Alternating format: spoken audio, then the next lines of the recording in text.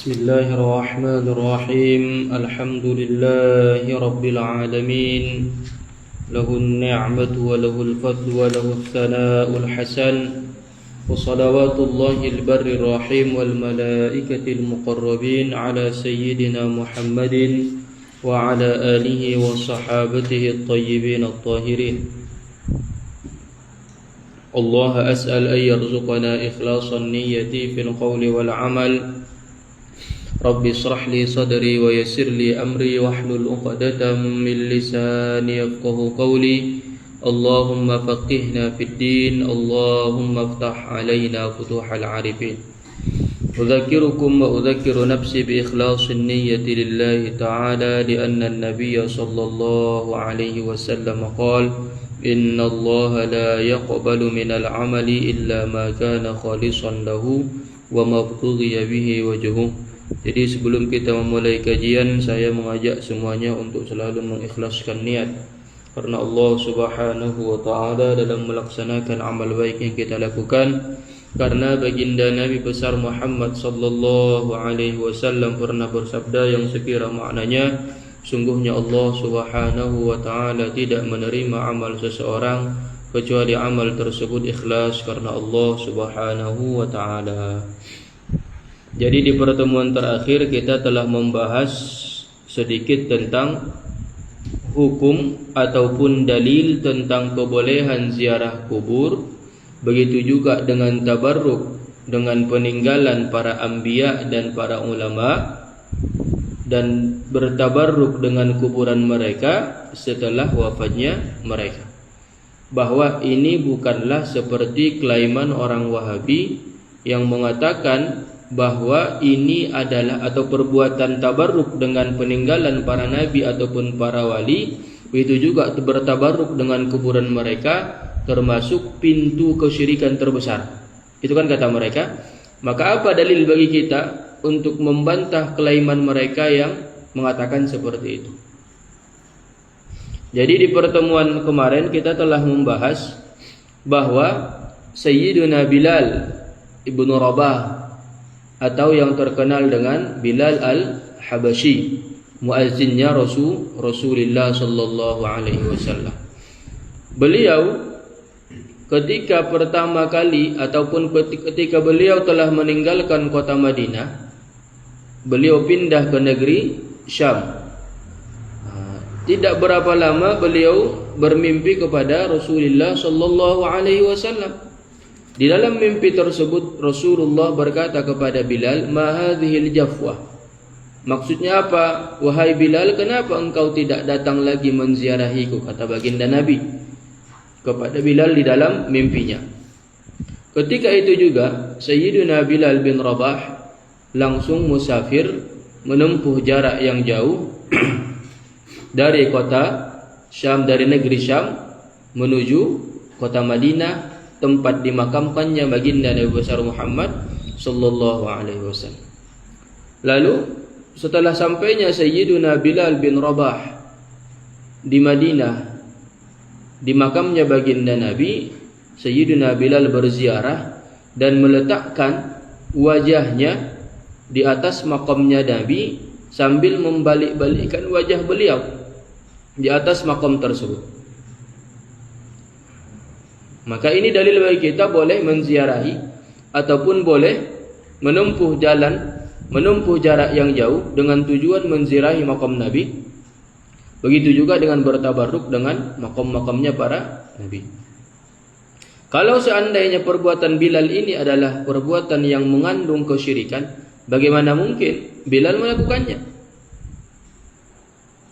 Apakah mereka lebih paham agama daripada Sayyiduna Bilal yang suara terompah daripada beliau, suara sendal daripada beliau telah terdengar di dalam surga?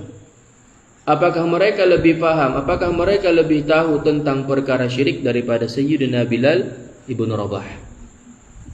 Itu dalil pertama. Dan kisah tersebut diceritakan oleh Al-Imam As-Samhudi di dalam kitabnya yang bernama Wafa'ul Wafa dengan bisanadin jayyid, dengan sanad yang bagus. Qala al-muallif rahimahullah Wa kadzalika takfirun li sayyidina Abi Ayyub al-Ansari. Begitu juga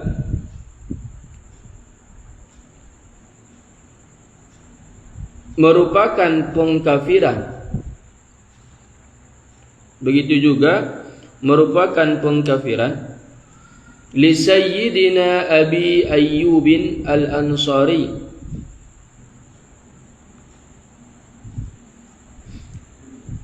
Begitu juga pengkafiran kepada sayyiduna, kepada ila li sayyidina, kepada sayyidina Abi Ayyub al-Ansari.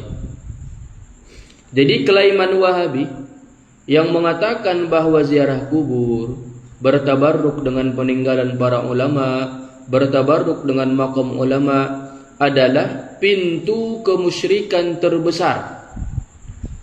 Itu kan kelaiman mereka. Maka ketika mereka mengatakan seperti ini, maka mereka telah mengkafirkan Sayyiduna Bilal, mereka juga telah mengkafirkan Sayyiduna Ayyub, Abi Ayyub al-Ansari.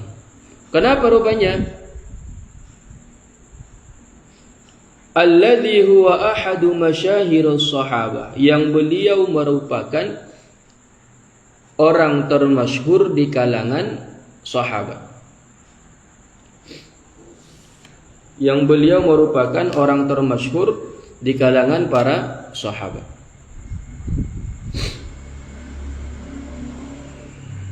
Yang beliau merupakan orang termasyhur di kalangan para sahabat. Siapa itu? Abu Ayyub al-Ansari. Apa rupanya yang dilakukan oleh Abu Ayyub al-Ansari?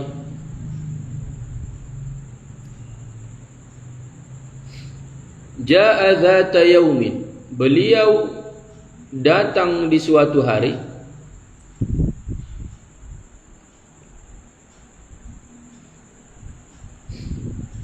Ja'a dzata yaumin, datang suatu hari, ila qabrin Nabi, ke kuburan Nabi.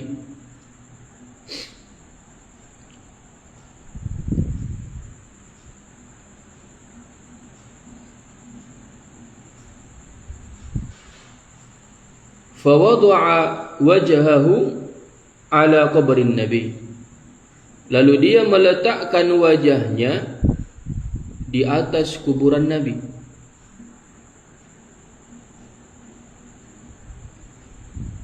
Fawada'a wajhahu ala qabrin Nabi, dan dia meletakkan wajahnya di atas kuburan Nabi. Siapa ini yang melakukan? Abu Ayyub al-Ansari. Apa tujuannya beliau meletakkan wajahnya di atas makam kuburannya Nabi, di atas kuburannya Nabi? Tabarrukan wa syauqan,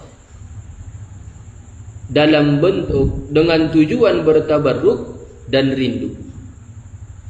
Dengan tujuan bertabarruk, begitu juga rindu. Mereka rindu kepada baginda Nabi, dan mereka juga ingin bertabarruk dengan makamnya baginda Nabi.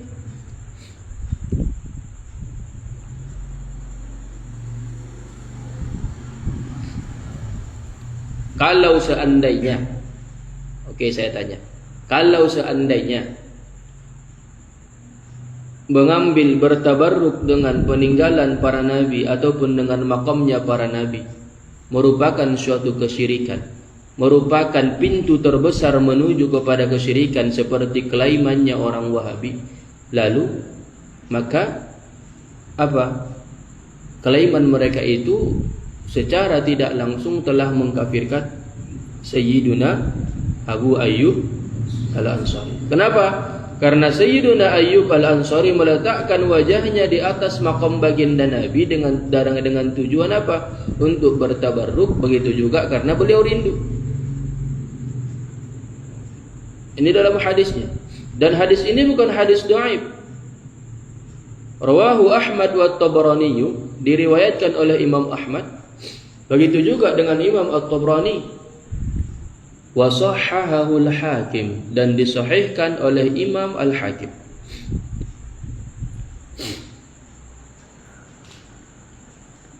Sebetulnya masih ada kelanjutan daripada hadis ini. Jadi ketika Abu Ayyub al-Ansari meletakkan wajahnya di atas makam baginda Nabi seperti ini. Misalkan inilah makam, diletakkan seperti ini wajahnya, dibalik-balikkan seperti ini di atas kuburannya baginda Nabi. Lalu ketika itu datanglah gubernurnya Madinah. Siapa itu ketika itu gubernurnya Madinah? Namanya Marwan bin Hakam. Tidak disebutkan di situ. Tapi kelanjutan daripada hadis seperti itu. Jadi Marwan bin Hakam melihat, dia belum mengetahui bahwa orang yang meletakkan wajahnya di atas makam baginda Nabi adalah Abu Ayyub Al-Ansari, karena dia hanya melihat punggung. Dia tidak mengetahui bahwa itu adalah Abu Ayyub Al-Ansari. Ketika melihat hal yang demikian, maksudnya Marwan bin Hakam ketika melihat seseorang meletakkan wajahnya di atas makam baginda Nabi, jadi Marwan bin Hakam mengingkari hal yang demikian. Dia kira itu hal yang tidak diperbolehkan. Lalu Marwan bin Hakam mengatakan, "Ya rajul, ya fulan, madza tasna?" Hai orang, misalkan, atau kan hai pemuda misalkan. Hai bung misalkan. Madza tasna? Apa yang kau lakukan? Madza tasna? Kata Marwan bin Hakam. Lalu apa? Berbaliklah Abu Ayyub Al-Ansari memandang siapa? Marwan bin Hakam. Apa kata Sayyidina Abu Ayyub Al-Ansari?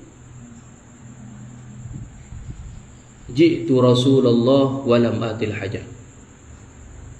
Apa kata Abu Ayyub Al-Ansari? Ji'tu Rasulullah wa lam atil hajar. Aku mendatangi Rasulullah, tapi aku bukan mendatangi batu. Inni sami'tu Rasulullah sallallahu alaihi wasallam yaqul, la tabku 'ala ad-din idza waliyahu ahluhu, walakin ibku 'alaihi idza waliyahu ghairu ahli. Apa kata Abu Ayyub Al-Ansari? Aku mendengar Rasulullah sallallahu alaihi wasallam bersabda, jangan tangisi agama ini jikalau memang dipimpin oleh orang yang layak. Jangan tangisi agama ini jikalau memang dipimpin oleh orang yang layak. Walakin ibku alaihi, akan tetapi tangisilah agama ini ketika dipimpin oleh orang yang tak layak. Apa maksud daripada Abu Ayyub Al-Ansari mengatakan hadis itu? Dia ingin mengatakan kepada Marwan bin Hakam, wahai Marwan bin Hakam, engkau tak layak menjadi pemimpin. Kenapa? Karena permasalahan yang dibolehkan di dalam agama, yaitu mengambil berkah daripada peninggalan para nabi, itu diperbolehkan. Lalu kamu tiba-tiba datang melarang saya melakukan hal yang demikian. Itu maksud daripada Sayyidina Ayyub Al-Ansari menyebutkan hadis yang demikian. Dia ingin mengatakan kepada Marwan bin Hakam bahwa Marwan bin Hakam tidak layak menjadi pemimpin karena dia tidak tahu tentang kehalalan dan keharaman suatu perbuatan yang dia anggap haram padahal itu diperbolehkan. Bisa dipahami kan bagaimana cara pengambilan dalilnya? Jadi ketika kalau di hadisnya itu yang di riwayat At-Tabrani itu zata yaumin marra Marwan bin Hakam alal Madinah gitu, kalau tidak salah hadis riwayatnya seperti itu. Jadi suatu ketika Marwan bin Hakam berjalan-jalan di kota Madinah, sehingga dia memperdapati seorang pemuda meletakkan wajahnya di atas makam baginda Nabi. Lalu dia ingin mengingkari perbuatan orang tersebut. Dia kira perbuatan itu adalah perbuatan yang haram, sehingga dia memanggil pemuda itu, ya fulan, madza tasna? Hai pemuda, apa yang kau lakukan? Dan dia belum tahu bahwa pemuda yang meletakkan wajahnya di atas makam baginda Nabi adalah Abu Ayyub Al-Ansari. Seketika Abu Ayyub Al-Ansari mengalihkan pandangannya kepada Marwan. Terkagetlah Marwan bin Hakam. Rupanya yang meletakkan wajahnya di atas makam baginda Nabi adalah seorang sahabat terkenal, yaitu Abu Ayyub Al-Ansari. Apa jawaban Abu Ayyub Al-Ansari? Ji'tu Rasulullah wa lam atil hajar. Aku mendatangi Rasulullah, aku tidak mendatangi batu. Lalu apa kata Abu Ayyub Al-Ansari? Inni sami'tu Rasulullah sallallahu alaihi wasallam yaqul la tabku 'ala ad-din idza waliyahu ahlu walakin ibku 'alaihi idza waliyahu ghairu ahli. Aku mendengar Rasulullah pernah bersabda, jangan tangisi agama ini jikalau memang dipimpin oleh orang yang layak memimpinnya. Maksudnya yang tahu mana yang halal, tahu mana yang haram. Walakin ibku alaih, akan tetapi tangisilah agama ini idza waliyahu ghairu ahli, ketika dipimpin oleh orang yang tak paham agama. Perkara yang boleh saja, apa tadi perkara yang boleh itu? Mengambil berkah daripada kuburan para nabi. Itu perkara yang boleh, tapi diingkari oleh Marwan bin Hakam. Maka Abu Ayyub Al-Ansari menyebutkan hadis ini kepada Marwan bin Hakam, ingin menyampaikan bahwa Marwan bin Hakam tidaklah layak menjadi seorang pemimpin. Tidaklah layak menjadi seorang pemimpin. Lalu bagaimana dengan zaman sekarang? Mengaji saja dia tak mampu, bawa agama lagi pula. La haula wala quwwata illa billah.